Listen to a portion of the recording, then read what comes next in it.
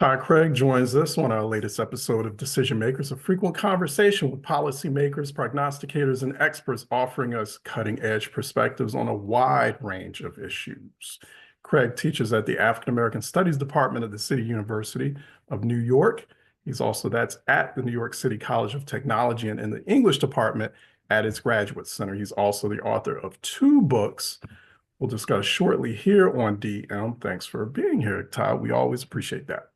Thank you for having me, Charles. Appreciate being Right. here. Always appreciate talking to you. So your most recent work, I've been getting into that, is titled K for the Way, DJ Rhetoric and Literacy for 21st Century Writing Studies. So you're arguing that there's a lot more to DJing than just what we see in terms of entertainment or what we see on the streets. As you write, quote, we need to firmly place the DJ in its cultural, social, and radical or racial roots, that is, which stem from a very Black tradition. It's equally imperative to look at the textual and sonic lineages. And so that's just to give you a sense of the kind of book this is. And so what do you mean by DJing, Todd, as a form of scholarship and literacy, as you call it, as being this complex?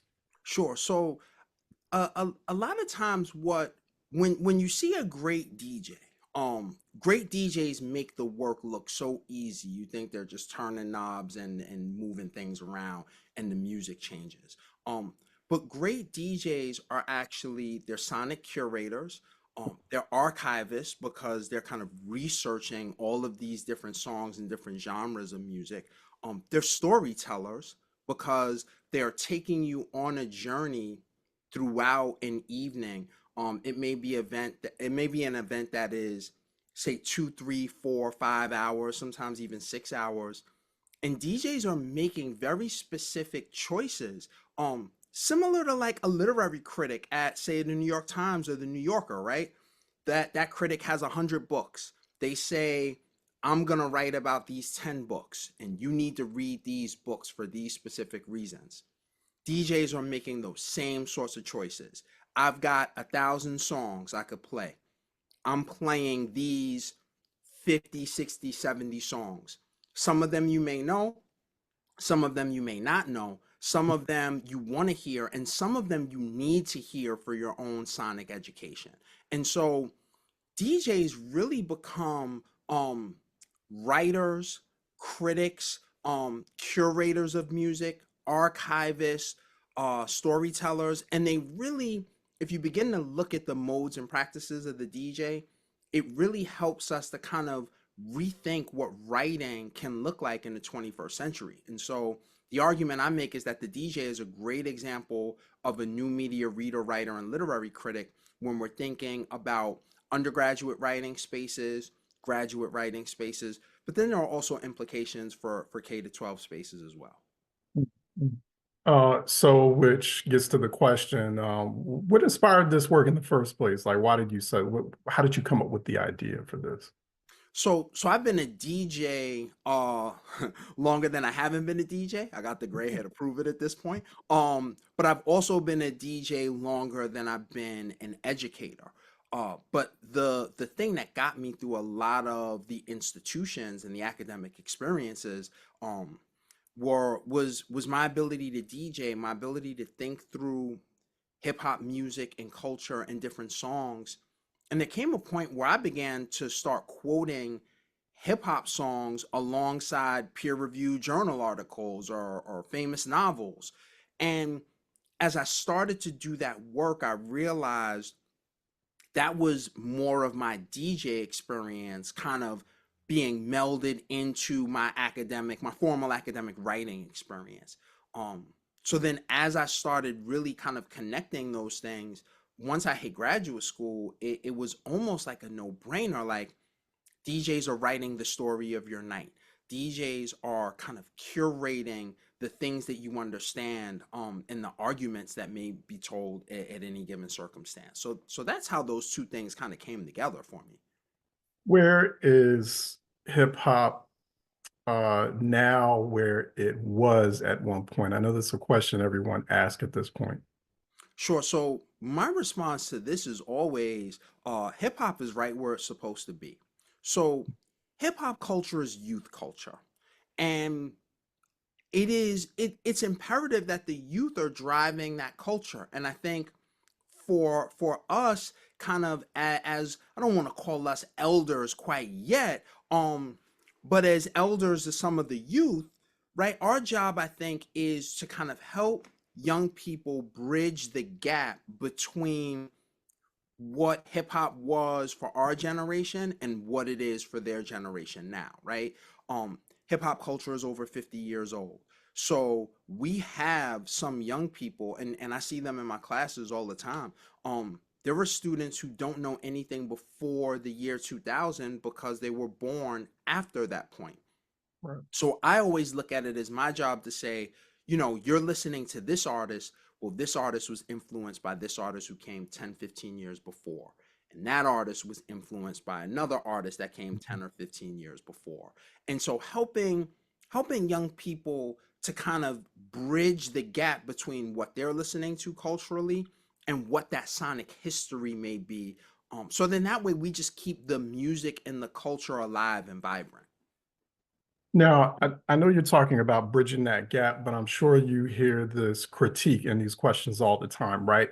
So was hip hop better back then, during that time of, let's say, Black empowerment sounds, right? Roots, culture, uh, political sounds with sampled dub, jazz, and soul beats, right?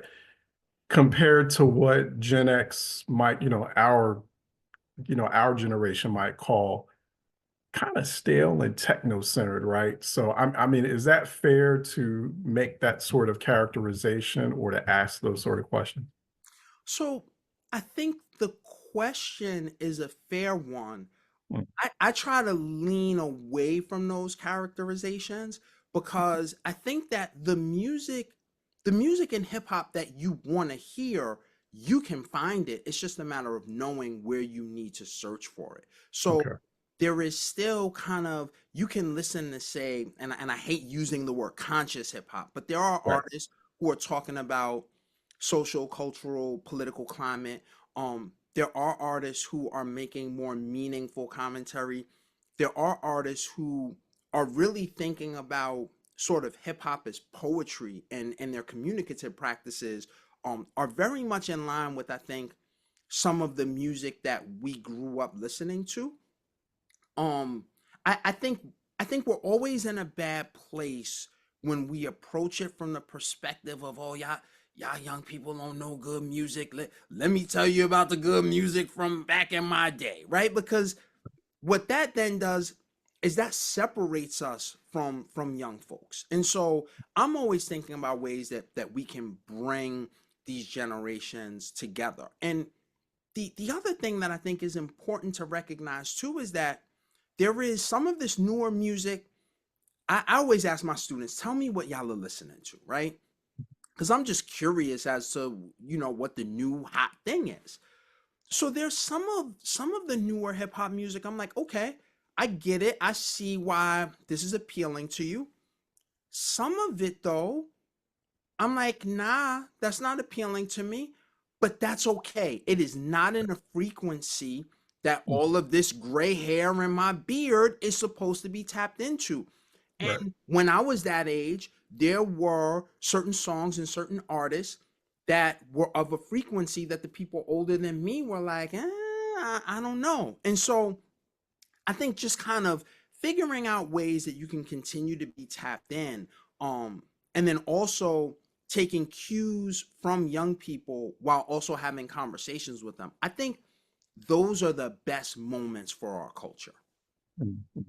How influential is hip hop now in terms of our politics? Because we're going through a very volatile moment, a very uncertain moment as far as our politics is concerned. And so you're going to have the young generation. You have, for example, a recent presidential election, a recent spate of elections where young people, in terms of whether they were voting or not, were a very prominent factor, right? Whether they were voting or not, whether they made that decision, hey, I want to get involved in this.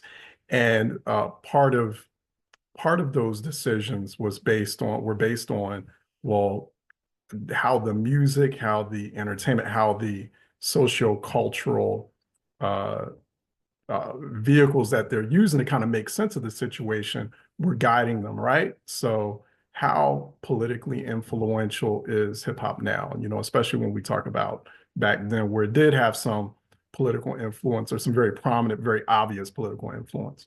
Sure. So I think hip hop at this point is global popular culture. And Okay. so to me, it's a given that hip hop is ingrained in the fabric of how Okay. we walk, talk, eat, breathe, and consume. Um, and I think that you do see some artists who are making some of those sort of socio-political commentaries, right? So you have artists like you've got your Kendricks, your J. Cole's, Rhapsody is someone, Rock. Those are two women artists who really delve into the socio-cultural and political. Um, I think that where those messages might not be as overt, um, but I think that those messages are still there, and I think hip hop is super influential to the ways that our political climate is moving. I kind of look at how people get their information now through social media and online. And if we're not willing to say that Black Twitter has its hand in how that information is moving, I think we're really underestimating the power of that movement and the power of hip hop kind of undergirding it. Yeah. Yeah. Where does hip hop end up next? I mean, can you look in the future? Can you see that? Woo, if I could, I wouldn't be here with you. I'd be Right, cashing right, a gazillion-dollar check somewhere. I right, right. I mean, what I like to what I like to think is that there is kind of a shift. I'm hoping there is a shift away from sort of hip hop music as just kind of like party and you know I think we all need moments where we can kind of escape what the reality is. Um, but I also think we need music that is kind of speaking to who we are and what we're seeing in the world. And I think hip hop has always been at its best when it kind of communicates the voice and the feelings of youth generation. So I'm hoping that hip hop is kind of taking a turn back towards really just thinking about what's happening socially, culturally, and politically. And I think there's always going to be that music that is kind of just like feel good music, party music, like, and I think there's a place for that. But I think we really see it kind of with artists like Kendrick, kind of this turn towards like, what are we doing, what are we thinking about, how are we experiencing the world, and how are we making the world a better place for the younger people coming up behind us.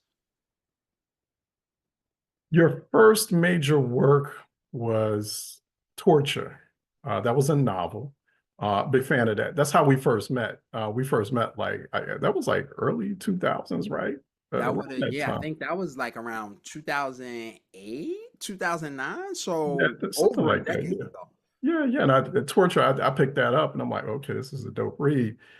Tell us more about that and how you went from a work like that to K for the Way, more scholarly, getting, Sure. just examining, exploring the deep literary roots, complexity of hip hop and DJing. So start off with Torture. How did you get from A to B?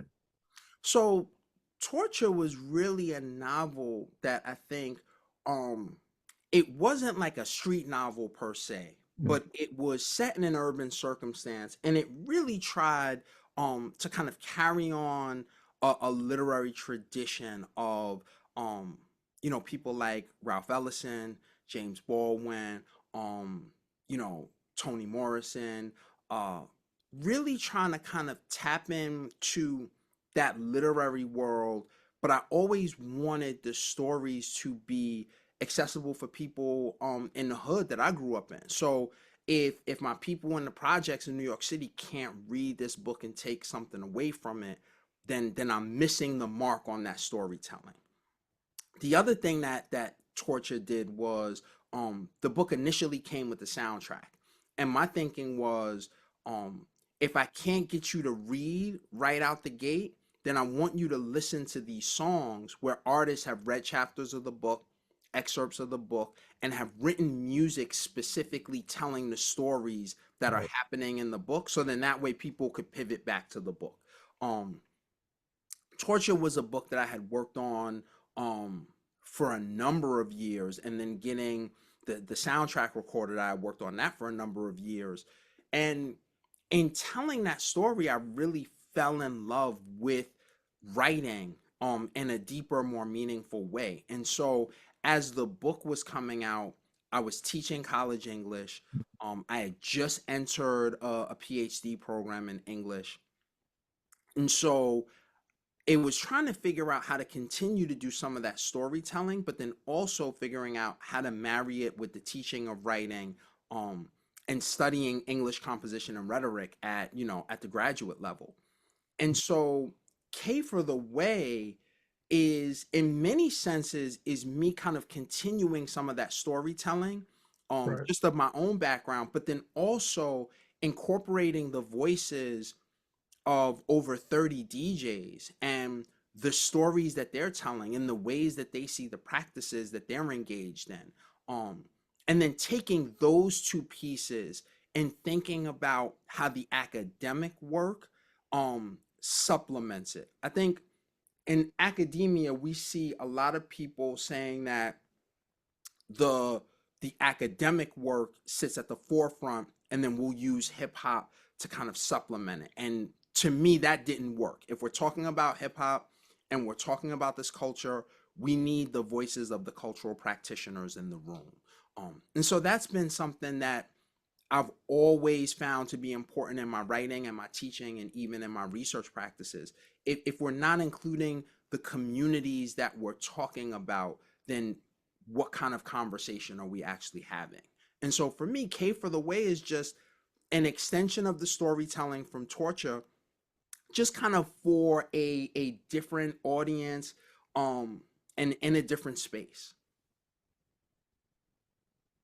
So, got to ask, you're an English teacher, right? And so, this is one big question. How is writing evolving, especially in a time of Chat GPT, right? Is it getting better or for the worse, especially in terms of our young people? Should we even look at that uh, in a way that it's improving human communication? I mean, is writing now improving the way we and interact with and speak to one another? So I think, you know, I think things like Chat GPT have always been the gift and the curse, but I think Mhm. it's a technological revolution in the same way that Microsoft Word was, in the same way that the electronic typewriter was before that, in the same way that the typewriter was when we were moving away from pencils and pens. So Right. I think we do have to be in tune with what Chat GPT is doing. I also think, though, that the ways that our young people are communicating are also very different. And so sometimes they are writing in long form, sometimes they're writing in short form, sometimes Social they're media. Right. taking images and the image is doing the communicating that they want to Right. express. And so it's really about getting young people to kind of think about how all of those different modes and practices in writing can be useful and beneficial to them in different spaces, right? There's a time and a place for everything. And so getting young people to see when, you know, is the email to your professor the time that you're going to write as if it's a text message. Right. Getting young people to kind of understand those boundaries, I think, are important. The other thing that I think is critically important is kind of helping young people through this moment. I think when we went online during the pandemic, I think that there was human interaction that was lost. So getting young people to kind of put their phones down and kind of tap into what it means, like just to do like what we're doing right now, right? Two people looking at each other, talking and interacting in conversation. Like we're not both looking down at an iPhone, sending a message to one another, and we're sitting right next to each other. So getting young people to kind of tap into that. And I think we're starting to see it. I think you're starting to see some of these school districts banning phones.